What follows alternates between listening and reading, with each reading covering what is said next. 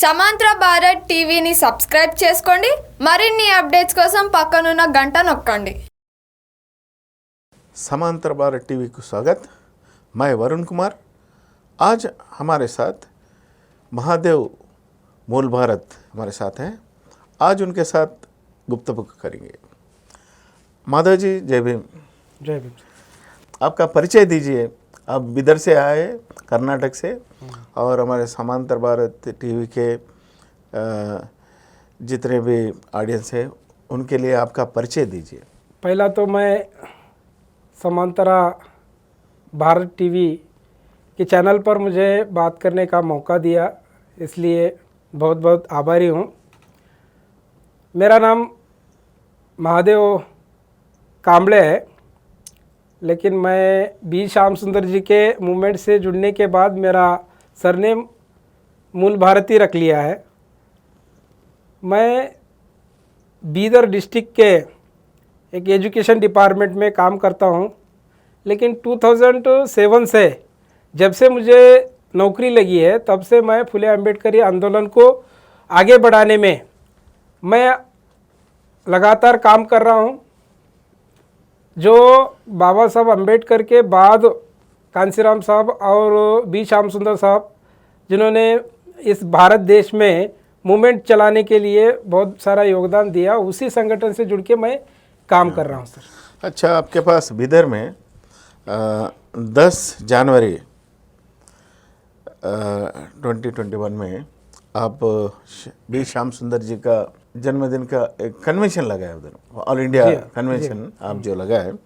B Shyam सुंदर कर्नाटक में सबसे ज़्यादा काम किए और हैदराबाद मिज़ोरम स्टेट में, और उनका पूरा भारत में उनका काम था, लेकिन पर्टिकुलरली कर्नाटक में ज़्यादा काम था।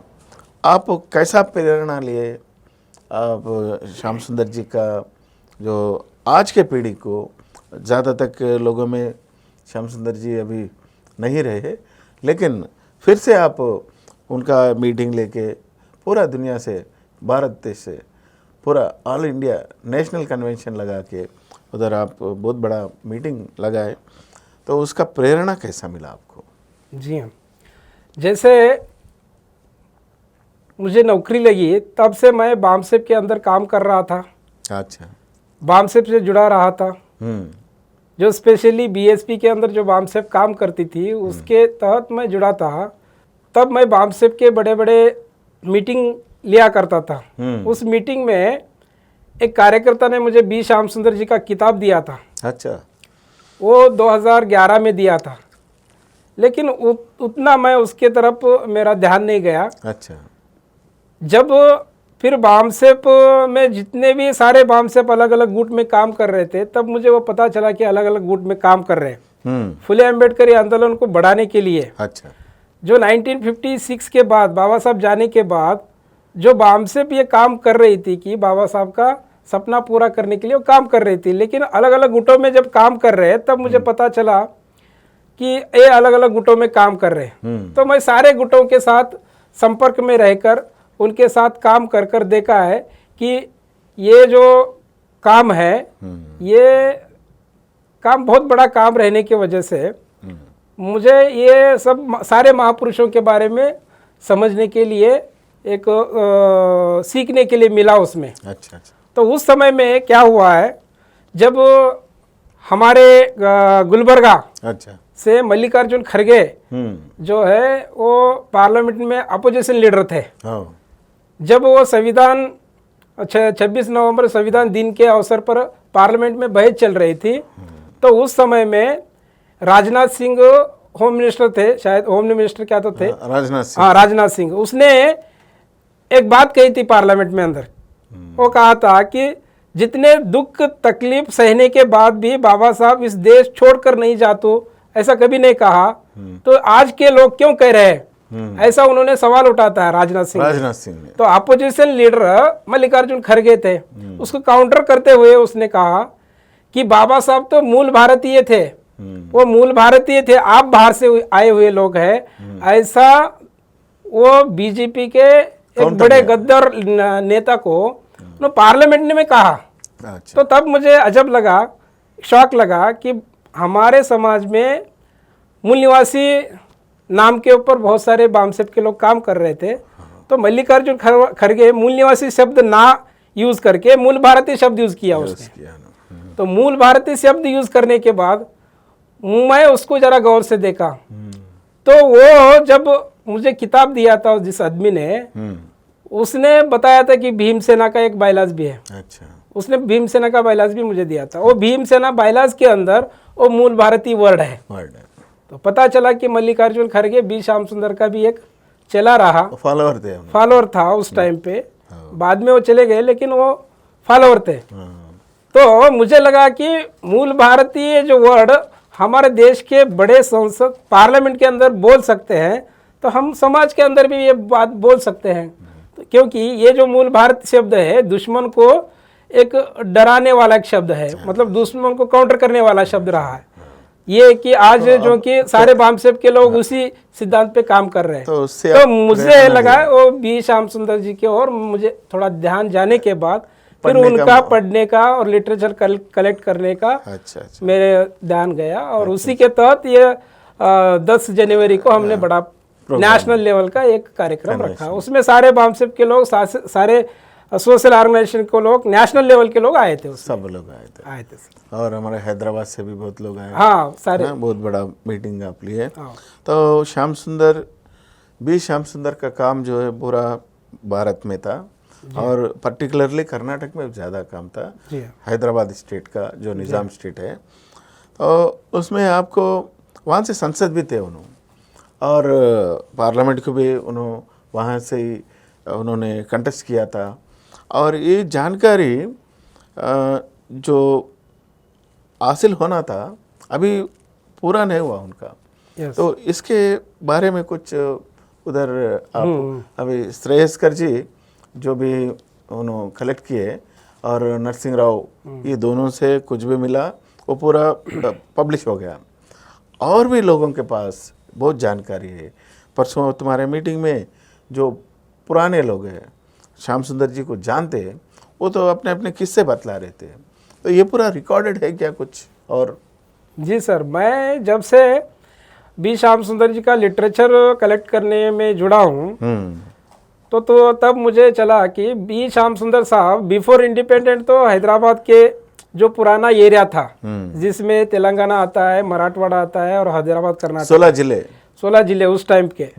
तो पुराने जो हैदराबाद के अंदर तो उनका प्रभाव रहा कि उनका जो सीनियर थे BS वेंकटराव और सारे संगठन हैदराबाद स्टेट में जो काम करते थे बिफोर इंडिपेंडेंट, वो उसी से जुड़ा हुआ एक मूवमेंट चला रहे थे। और बाबा साहब का प्रेरणा भी इनको था, और ये बड़े पैमाने पे पुराने हैदराबाद के अंदर मूवमेंट चला रहे थे अपना। तो उस मूवमेंट में उन्होंने नाम भी दिया था मूल भारती का, वो वहाँ से ही स्टार्ट किए थे। अच्छा। लेकिन आफ्टर इंडिपेंडेंट उनका कर्मभूमि कर्नाटक रहा। कर्नाटक वो हमारे बीदर से, जहाँ से तालुका आता है जो भालकी और उससे MLA थे वो 1957 में। मैसूर असेंबली में वो चुनकर गए थे, इंडिपेंडेंट चुनकर गए थे।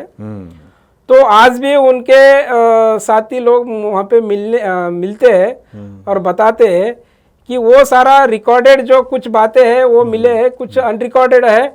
हम उन साथियों से मिलकर बातचीत करके वो सारा इंफॉर्मेशन कलेक्ट कर रहे हैं उसमें। अच्छा। अभी वो मीटिंग के बाद जो जनवरी में हुआ, वो मीटिंग में ज़्यादा तक पूरा नेशनल लेवल से आए हुए हैं, लेकिन लिटरेचर जो जभी को आया वो तो समांतर से आ गया था, लेकिन और ज़्यादा कोशिश किए थे। आपने 2 किताब प्रिंटिंग के लिए भी प्रयास किए, लेकिन एक किताब तो वहाँ प्रिंट हो गया। वो उर्दू में था जो मकसूद साहब वगैरह बनाए थे।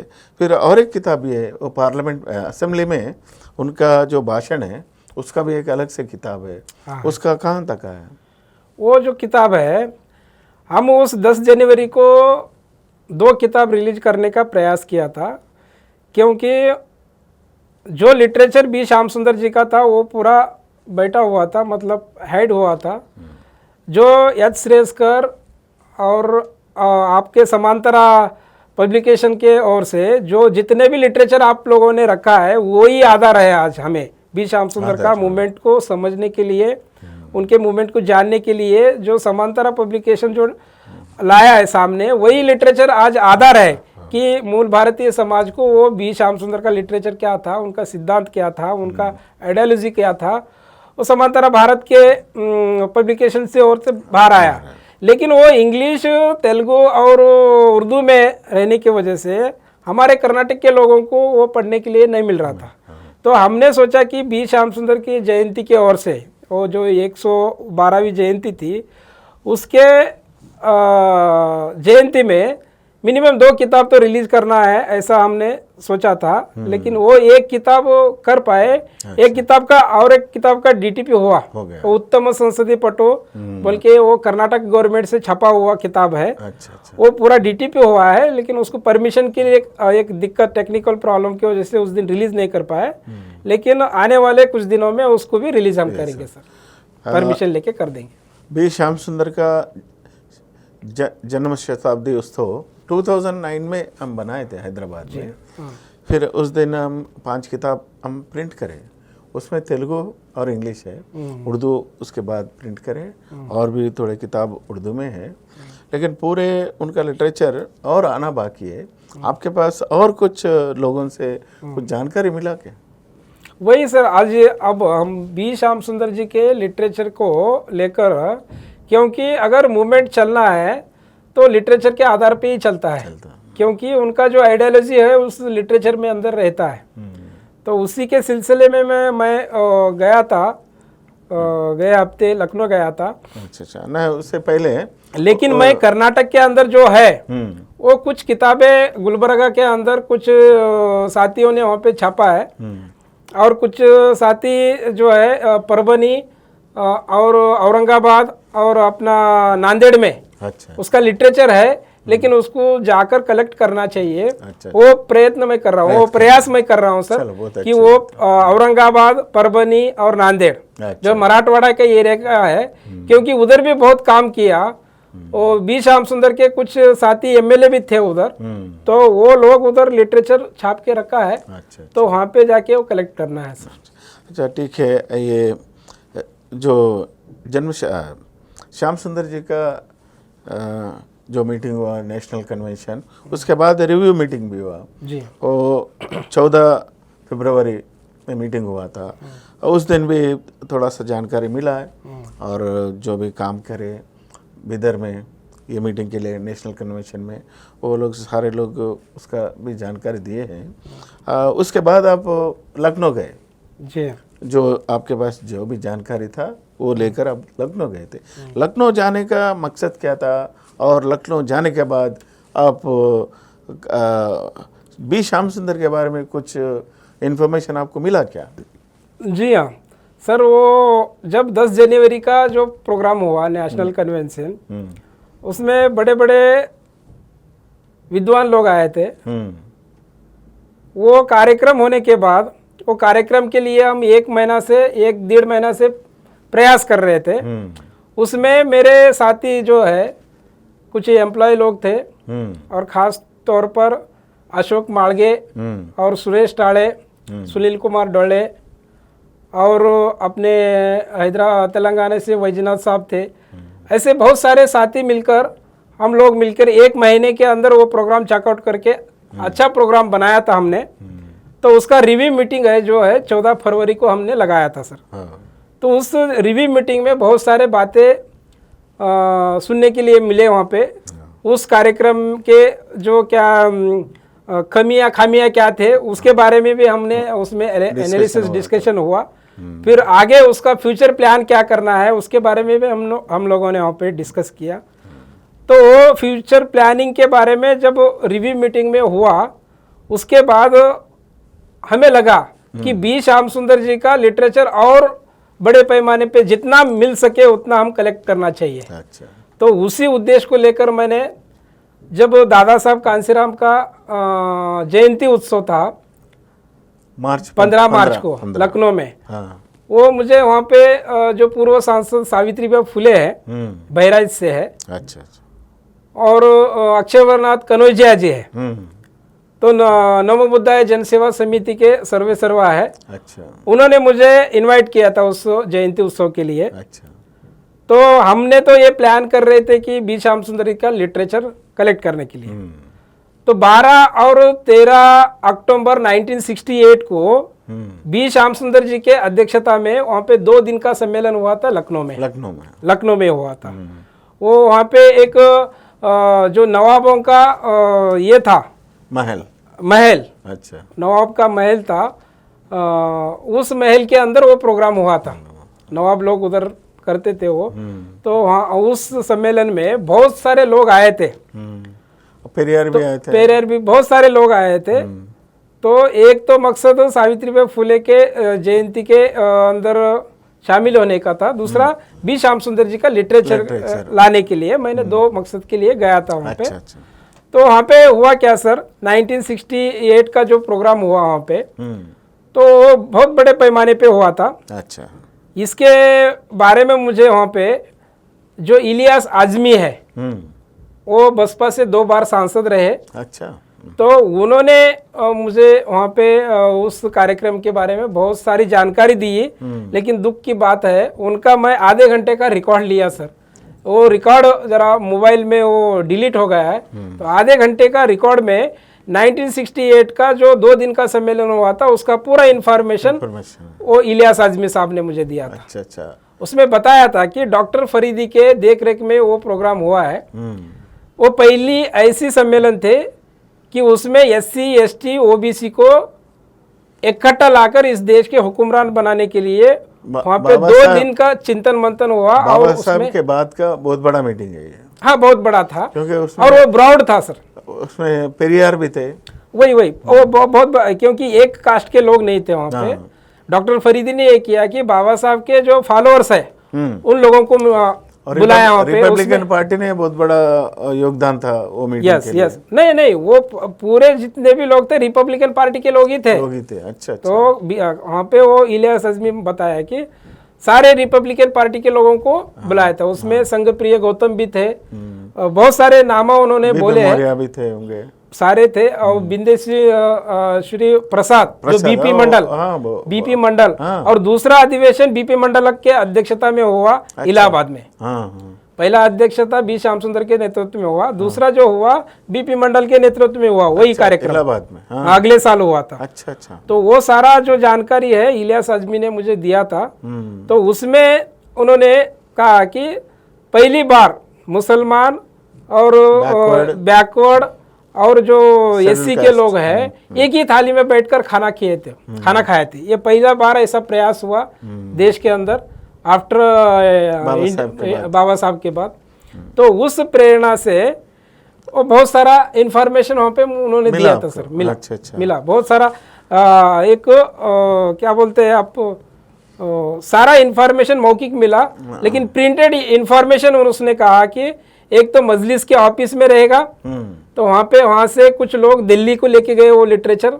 दूसरा लिटरेचर संघ प्रिय गौतम के पास है। उसने कहा था मुझे संघ प्रिय गौतम से बात भी करवाया। रिपब्लिकन पार्टी के संसद भी थे। हाँ, 2 बार MLA रहा है यूपी से। वो बड़े नेता थे, उनके पास वो सारा लिटरेचर है। अच्छा। उनसे आप मुलाकात हुआ क्या? फोन पे उन्होंने, इलियास आजमी जो है उनके पास फ़ोन नंबर था, उसने फ़ोन लगा के दिए उसी समय में। अच्छा। तो ये कर्नाटक से कुछ बी श्याम सुंदर के साथी आए हैं, तो ये कुछ इन्फॉर्मेशन लेना चाहते हैं 1968 के बारे में। तो उसने बोले कि बुलंदशहर आ जाओ, मैं सारा लिटरेचर दूंगा बोल के ऐसा बोले। अच्छा, आपसे आश्वासन दिया? हाँ, आश्वासन दिए। लेकिन मेरा ट्रेन रिजर्वेशन रहने की वजह से मैं वापस आया। अच्छा। तो ठीक है, आपका जो मोबाइल में जो भी डाटा है, अगर वो मिल गया टेक्निकल डाटा, वो तो बहुत इंफॉर्मेशन रहेगा उसके अंदर। ये तो हम कोशिश तो करेंगे उसका। और कुछ जानकारी मिली क्या? और जानकारी एक महत्वपूर्ण मुझे जानकारी मिली है सर। मैं जब से प्रयास कर रहा था कि ये जो अंबेडकर के बाद साउथ इंडिया के अंदर बी श्याम सुंदर ने बहुत बड़ा आंदोलन चला रहे थे। फिर बाद में उन्हीं अंबेडकर को अपना प्रेरणा स्रोत मान के जो पूरे भारत में भीमसेना को राष्ट्रव्यापी आंदोलन खड़ा करने के लिए वो प्रयास कर रहे थे। तो वो प्रयास के तहत ही वहाँ पे वो निर्णय हुआ। ये 1968 का जो प्रोग्राम हुआ, वो प्रोग्राम 2 दिन का चिंतन मंथन होने के बाद फिर बाद में 2 दिन वहाँ पे पेरियार और बी श्याम सुंदर रुके, अच्छा, और रुक कर पूरे सियासत का, पूरे देश के जो इसके बारे में अगला जो प्लान है, अच्छा अच्छा, जो योजना है, ये 2 दिन रह के वहाँ पे बनाए थे उसने। अच्छा अच्छा, तो उस योजना को 1968 का जो लिटरेचर छाप के आया, मतलब वहाँ से प्रास्ताविक भाषण को लेकर बी श्याम सुंदर जी का अध्यक्षता भाषण, डॉक्टर फरीदी का भाषण और पेरियार का भाषण, ये सारे लोगों का भाषण। श्याम सुंदर जी का तो मिल गया, बी श्याम सुंदर जी का अंग्रेजी में था, वो मिल गया, लेकिन डॉक्टर फरीदी और पेरियार का हमें नहीं मिला। उन लोगों के पास जाने के बाद मिलेगा। लेकिन मुझे बोलना यह है कि ये सारा लिटरेचर मान्यवर कांसीराम साहब को आरपीआई के लोगों ने जाकर दिया था पुणे में। अच्छा अच्छा, ये बात मुझे इलियास आजमी ने बोला कि 1978 में, अच्छा, जब कांसीराम साहब उनको पहली बार मुलाकात हुआ, तो उसने बोला कि ये जो 1968 का प्रोग्राम हुआ था, अच्छा, ये पूरा लिटरेचर मुझे आरपीआई के लोगों ने पुणे के अंदर दिया, उसी को लेकर मैंने अपने नौकरी का इस्तीफा दिया और इस कारवा को आगे बढ़ाने के लिए कोशिश किया। यूपी से उनका कार्यक्षेत्र वहीं से लिया। यस। तो मेरा कहने का मतलब था कि बी श्याम सुंदर के अध्यक्षता में जो सम्मेलन हुआ, उस सम्मेलन का प्रेरणा ही अपने कांसीराम साहब को मिला। अच्छा अच्छा, और वो इतना बड़ा नेशनल लेवल पे मूवमेंट खड़ा किया था। अच्छा, इसका कुछ ये किताब में मैं यहाँ पे लिखित रूप में उसमें, किताब का नाम क्या है? ये किताब का नाम तो नहीं ऊपर मैं बताऊंगा। किताब का नाम है मुसलमानों की सियासत, जख्म और इलाज। इस किताब में ये जो किताब है, इस किताब के अंदर बहुत सारा जानकारी उसने दिए। तो मैं ये एक थोड़ा सा जानकारी मैं पढ़ के मैं बता दूं। इलियास आजमी साहब जब 1978 में पहली बार मान्यवर कांसीराम साहब से मिले थे, तो क्या बात हुआ था 78 में। अच्छा। तो वो जो बातें हैं यहाँ पे छपे थे, वो मैं आपके सामने रखना चाह रहा हूँ। किताब के दूसरे एडिशन में ये सत्र लिखते हुए मुझे कांसीराम की याद आती है, जिन्होंने 1978 में मुझसे पहली मुलाकात में कहा था, मैं डॉक्टर फरीदी और उनकी 12 अक्टूबर की लखनऊ कॉन्फ्रेंस का लिटरेचर पुणे में पढ़ा और उसी से प्रभावित होकर नौकरी छोड़ी और यह मूवमेंट शुरू किया। अच्छा, ये कांसीराम साहब ने कहा। किसको? इलियास आजमी साहब को कहा। तो कहीं ना कहीं बी श्याम सुंदर जी का और कांसीराम साहब का सांसद थे, पूर्व सांसद थे, दो बार सांसद थे, 1996 में और 2004 में 2 बार एमपी भी रहे वो, बीएसपी से रहे। और मान्यवर कांसीराम साहब के करीबी भी रहे वो। मुसलमानों का जो भी ये बातें होते थे, इन्हीं के माध्यम से होते थे। तो उसने कहा कि बी श्याम आपने मान्यवर कांसीराम साहब उस सम्मेलन के प्रेरणा से ही नौकरी छोड़े और इतना बड़ा कारवा उन्होंने किया। तो मेरा कहने का मतलब है कांसीराम साहब का और बी श्याम सुंदर का कहीं ना कहीं लिंक है। जो बी श्याम सुंदर साहब को वो आगे समय नहीं मिला, वो काम पूरा मान्यवर कांसीराम साहब ने कर दिया। वो जब कांसीराम जी हैदराबाद आए थे, तो हम देवबर्न किताब उनको दिया था, कांसीराम जी का, कांसीराम को। तो उन्होंने हैदराबाद के हिस्ट्री को बहुत अच्छी तरह जानते हैं, और कभी भी हैदराबाद आते तो उन्होंने वो M.R. कृष्णा तो संसद था, उनके पास जाते थे कांसीराम जी। फिर उसके बाद यहाँ एक भाग्यरेड्डी वर्मा, वो आदि हिंदू मूवमेंट के फादर ऑफ आदि हिंदू मूवमेंट है, आदि आंध्र मूवमेंट के। और उन आदि हिंदू भवन है, भवन में भी मीटिंग लिया था कांसीराम जी ने। तो ऐसा पूरा हैदराबाद से जितने भी जो नेशनल लेवल पर काम किए, वो पूरी नेता को जानते हैं कांसीराम जी।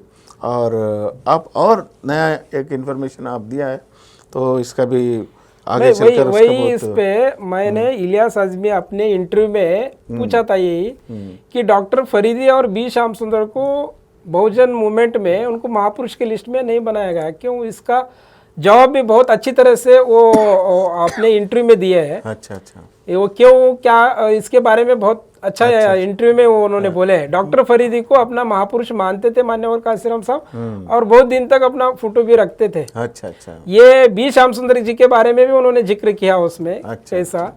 लेकिन पेरियार साहब के बारे में कहा।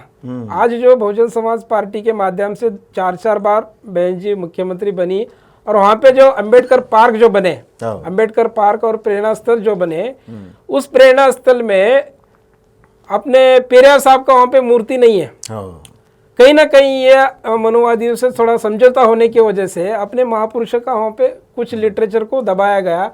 ये अपने इंटरव्यू में वो कह रहे थे। अच्छा अच्छा। तो कांशीराम जब थे बहुजन समाज पार्टी के माध्यम से पेरियार मेला लगाया गया था। जी हाँ, मेला पेरियार मेला लगा है अपने इधर साउथ इंडिया में तो पेरियार का फोटो दिखाई देता है, लेकिन उत्तर प्रदेश के अंदर पेरियार का फोटो नहीं दिखाई देता। और वहाँ पे जो स्टैचू बनाए गए हैं उसमें पेरियार का स्टैचू नहीं है। वो मनुवादी से समझौता करने की वजह से उसको वहाँ पे दिक्कत आई है। ये सारा इंटरव्यू में वो उसने बताया मुझे। अच्छा अच्छा अच्छा। महादेव जी, आप उत्तर प्रदेश जाकर बहुत बड़ा इंफॉर्मेशन लाए कांशीराम जी का और बी श्याम सुंदर जी का जो योगदान था उसके बारे में, और जानकारी अभी आगे चलकर मिलेगा शायद। और आप कब जा रहे फिर लखनऊ या उत्तर भारत? अभी सर एक तो मुझे छुट्टी ना मिलने की वजह से मैं जल्दी आ गया। जब भी मैं पूरा छुट्टी मिल जाता है तो पूरे तैयारी के साथ जाएंगे उधर, जाके पूरा इन्फॉर्मेशन मिल सकता है उधर। तो वो इन्फॉर्मेशन लाने के बाद हम कुछ ना कुछ अपने फ्यूचर के बारे में प्लान कर सकते हैं उसमें। बिल्कुल। तो मैं तो उम्मीद करता हूँ कि आगे चलकर जो बी श्याम सुंदर जी का जो लिटरेचर है और उनका काम है, और जो भारत को बनाने का जो उनका सपना था, और उसको मान्यवर कांशीराम जी उसका भी साकार किए हैं। लेकिन इन दोनों का जो मिलन है उसको हम आगे चलकर हम कर सकते हैं इसको।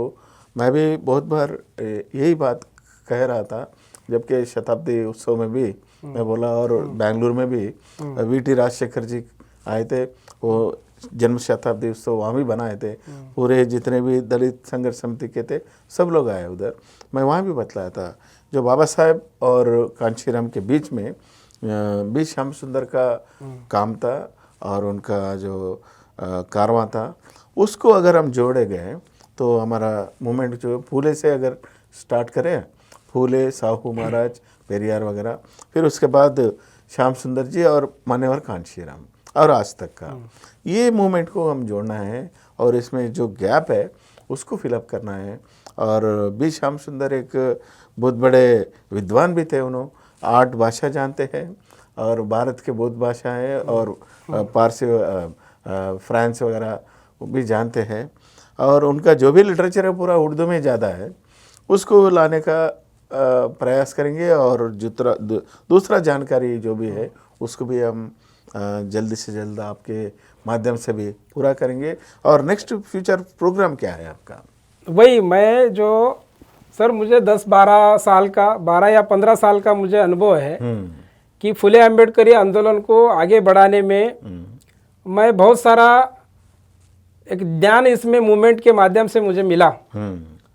जब मुझे बी श्याम सुंदर जी के मूवमेंट और उनके एक इंडिपेंडेंट आइडियोलॉजी की तरफ मेरा ध्यान गया, तो आज जब ये मान्यवर कांशीराम साहब के जो मूवमेंट खड़ा किया था उसी को एक अंदर अपडेट हो रहा है वो। अच्छा अच्छा। तो आज जो बाबा कांशीराम के बाद जो रजिस्ट्रेशन बाम से काम कर रहे हैं, हाँ। वो मूल निवासी कंसेप्ट पे काम कर रहे हैं। लेकिन उससे भी एक आगे का प्लानिंग, आगे का एक वर्ड बी श्याम सुंदर साहब ने इस्तेमाल किया था, वो मूल भारतीय वर्ड। और ये मूल भारतीय वर्ड जो है अपने 1956 के बाद कुछ दिन तक वो इंडिपेंडेंट लड़ते रहे। अच्छा। कर्नाटक का कर्मभूमि करके, फिर बाद में कुछ दिन तक वो सोशलिस्ट पार्टी से भी जुड़े रहे। जब सारे सोशलिस्ट पार्टी और कम्युनिस्ट पार्टी और अन्य जो पार्टियां हैं तो ये सारे उच्च वर्ण के हैं। तो 1968 में जो सम्मेलन हुआ लखनऊ में, वो सम्मेलन करने के बाद श्याम सुंदर वापस आए कर्नाटका, फिर भारतीय भीम सेना बनाई। अक्टूबर में उधर प्रोग्राम हुआ। इधर अप्रैल में बाबा साहब की जयंती के बाद बाबा साहब के नाम पर भीमसेना बनाई और उस भीमसेना के अंदर वो SC ST OBC और सारे धर्म परिवर्तित माइनॉरिटी को जोड़कर एक बड़ा राष्ट्रव्यापी संगठन करना चाहते थे। और वो उसमें उन्होंने कहा कि हम ये सारे जो लोग हैं मूल भारतीय है और मूल भारतीय लोग हिंदू नहीं है। अच्छा। तो ये बहुत बड़ा एक उनका सिद्धांत था। वो सिद्धांत के आधार पर हम साउथ इंडिया के अंदर स्पेशली जो पुराना हैदराबाद रहा है, तेलंगाना, मराठवाड़ा और हैदराबाद, कर्नाटक, इसमें तो लोगों को जोड़ सकते हैं। और पेरियार का आंदोलन, नारायण गुरु का आंदोलन लेके हम साउथ इंडिया के अंदर बहुत बड़ा एक संगठन खड़ा कर सकते हैं। और नेशनल लेवल पे जो भी बाबा साहब का मूवमेंट ईमानदारी से लेकर जा रहे हैं तो उनको हम साथ सहयोग देते हैं और उनका साथ सहयोग लेते हैं। तो हम बाबा साहब का, मान्यवर कांसीराम साहब का और बी श्याम सुंदर का सपना जो है बहुत थोड़े ही दिन में हम पूरा करने के कगार पे आ सकते हैं। इसीलिए मैं अपने दिन रात काम कर रहा हूँ सर। यही है मेरा आपका फ्यूचर प्लान है। फ्यूचर प्लान, अच्छा। नहीं, आपका बहुत बड़ा प्लान है आपका, और आपके साथ हम भी है, समांतरा पब्लिकेशंस और समांतरा भारत टीवी हो, जो भी है आपके साथ हम भी जुड़े हुए हैं। और ज़्यादा लोग आपके साथ मिलके आएंगे और ये संगठन को भी पूरा भारत भर का एक नया एक संगठन बना के और ये पूरा जो भी गैप है उसको फिलअप करने का काम आप करेंगे और आपके साथ हम भी आएंगे। और आपका जो उत्तर प्रदेश लखनऊ जाकर जो इन्फॉर्मेशन आप गैदर किए हैं उसके लिए आपको धन्यवाद। और दूसरा और एक टूर आप जाएंगे और दूसरा भी इन्फॉर्मेशन आप लाएंगे, उसके लिए हम उम्मीद करते हैं। और इसके साथ ही आज का जो प्रोग्राम है इसको हम यहीं रोकते हुए अगले प्रोग्राम के लिए आपके साथ हम फिर आएंगे। जय भीम, जय भीम, जय भारत। సమాంతర భారత్ టీవీని సబ్స్క్రైబ్ చేసుకోండి. మరిన్ని అప్డేట్స్ కోసం పక్కనున్న గంట నొక్కండి.